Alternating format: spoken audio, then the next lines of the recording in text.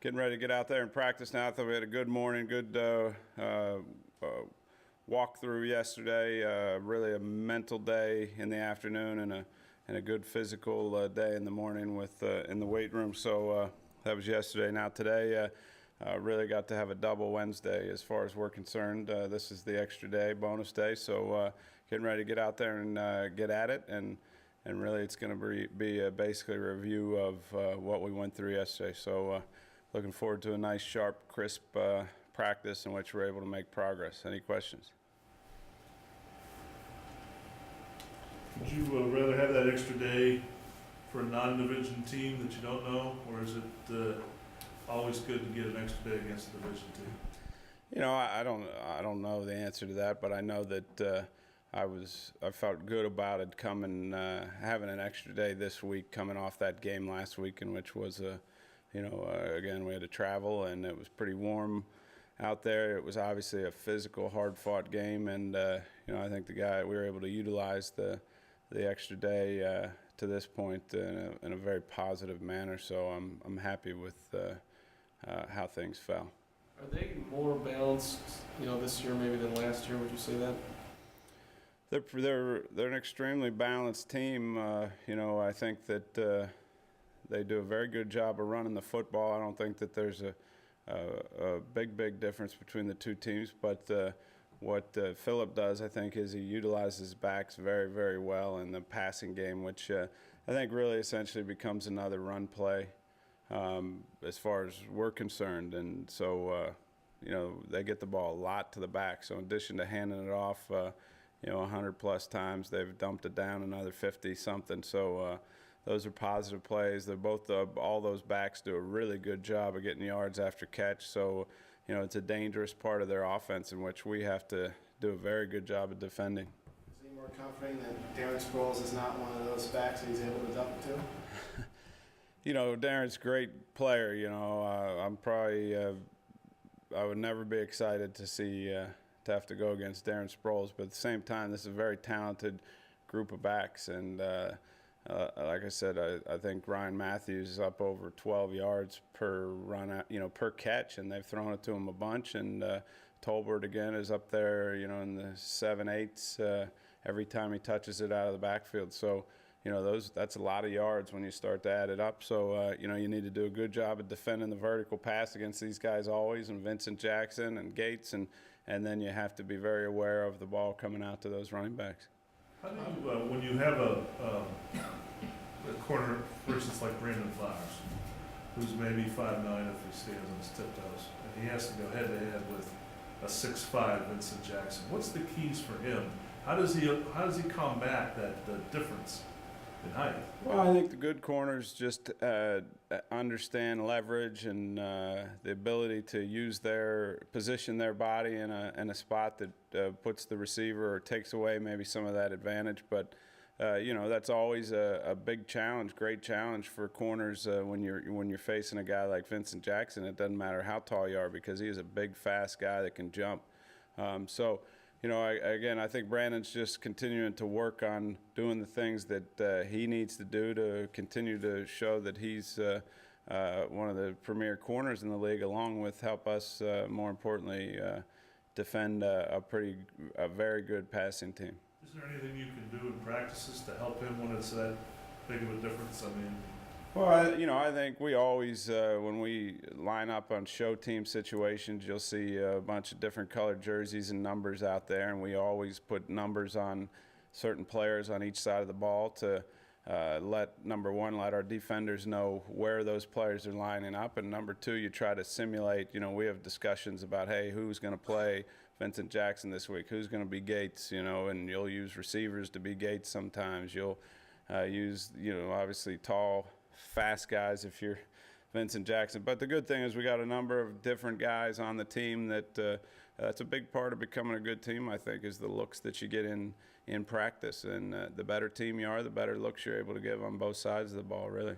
Is that one of the hardest things for young players to learn coming in the NFL, that sometimes it's not so much what you do in your scheme, but the picture you can give to your team of another player? Yeah, I think it's very, very important. And as a receiver coach for a long time, it was and we've incorporated it here across the board. Is those young guys? That's one of their deals they have to do is watch a couple games of the opposing team's offense in this case that we're talking about, and defenders in that case, and and the offense is where it really comes into play because. But I think that helps a bunch of different ways. These young receivers, they're able to give a good look to the defense and the corners and the secondary, and they're able to maybe learn some things from a pretty good receiver on the other side of the ball. So I always thought it was a very big part of the development of young players. Last year, you guys had a tough time the week after you played the Raiders. In your review, is there anything you could put your finger on as to the reason why that was? Was that just coincidence, or was there something about playing that team that the next week you guys had a little trouble recovering from? Hadn't put a lot of thought into it. I'm really trying to take it just 1 week at a time, Adam.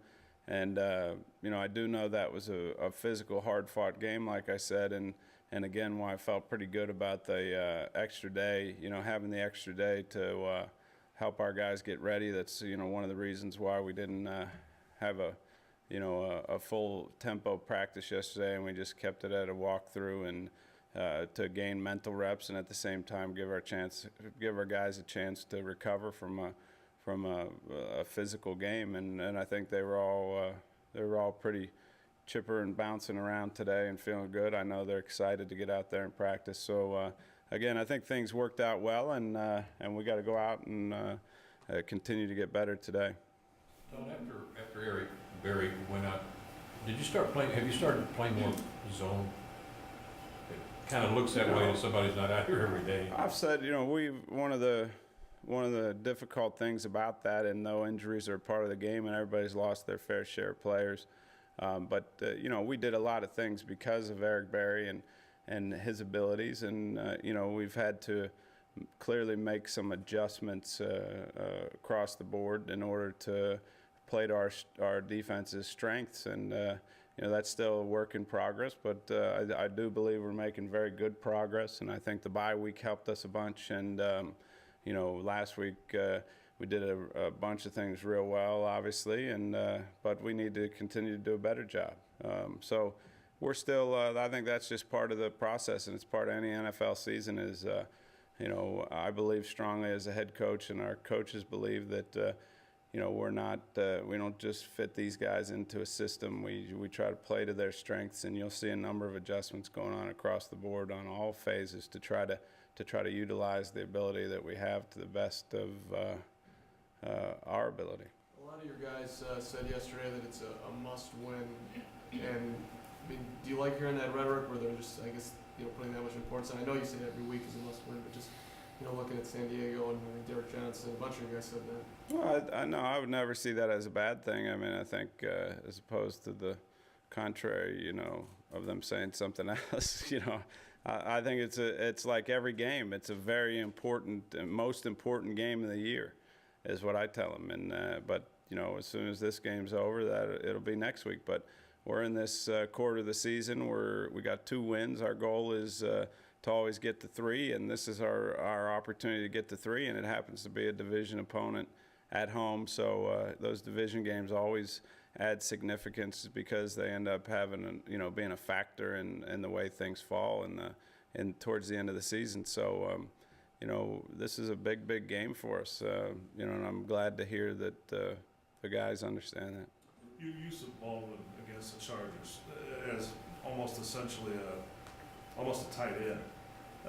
Was that based on their injuries and the matchups you could get with him as opposed to a tight end, or is that a role you see him playing in future weeks? I see it as a little bit of both plus because, like I said earlier, I think Steve Breston and Dwayne Bowe are playing at a very high level right now. They're making progress every week, and I surely don't want to disrupt them a whole bunch and start moving them around, so to speak. So, but at the same time, we want to get guys involved that we believe can help us. And Jonathan is a big guy and has a bunch of ability, but it's early on. So I think you'll see us just be creative in the way we use a number of guys, but first and foremost to attack the defense we're playing. So last week it was it was something that we felt like gave us an advantage one way or another. So, I think it was a good start for him. And at the same time, we had him outside and inside. So, like I said, I think you'll see creative ways from our coaches in trying to, utilize the abilities that we have. Well, we were here last year on Monday night against San Diego to kickstart the season. What did that win do for this team? Well, I thought it was huge for us last year. Now, last year is last year, this year is this year. But, I understand the question and the importance of it to everybody. But, when you're starting a season and you're coming off a difficult season and you're able to play a division opponent at home, on Monday Night Football on national television and get off to a good start like that last year, I think it definitely gave us a little boost, but like every other game, it was one game in a series of 4 that we like to try to stay focused on. And now this is one game in a series of 4 that we're really focused on, and we know that last year has nothing to do with this year, that we've got to go out there and play our best football. Your superstitions, a lot of people are talking about your beard. Are you allowed to trim the beard, or do you just let it go?